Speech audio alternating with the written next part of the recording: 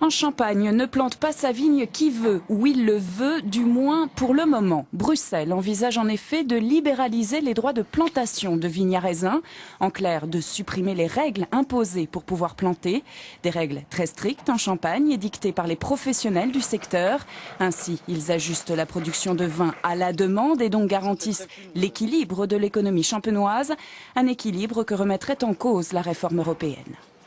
On aurait un afflux de bouteilles sur le marché, donc une baisse de la valeur, donc une baisse du prix. On peut imaginer tout de suite que l'image du champagne, qui est quand même une image d'un produit de luxe, d'un produit rare et d'un produit cher, si demain on met sur le marché des bouteilles de champagne à pas cher, on peut imaginer tout de suite que l'image en prendrait un coup et là ça serait un désastre.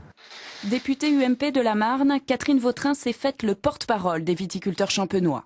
Elle vient de remettre un rapport au ministre de l'Agriculture, rapport rédigé à l'issue d'un tour d'Europe dans lequel elle prône le maintien, voire la généralisation du modèle champenois. Je préconise d'une part qu'on ait les mêmes règles partout en Europe, parce qu'il faut que le jeu soit le même dans tous les pays de l'Union européenne. Et je préconise également que les interprofessions soient très associées à cette régulation, à la fois sur le plan agronomique, c'est-à-dire sur la plantation, et puis qu'elles travaillent également sur le plan économique, comme on le fait en Champagne, où chaque année on décide de l'importance de l'appellation, c'est-à-dire de la quantité de vin que l'on produira. Hasard du calendrier, cette réforme européenne est prévue pour 2018, quand doit être validée l'extension de la zone d'appellation Champagne en jaune sur cette carte.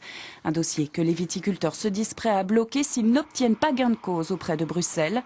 L'avenir de l'économie du Champagne s'annonce donc des plus flous.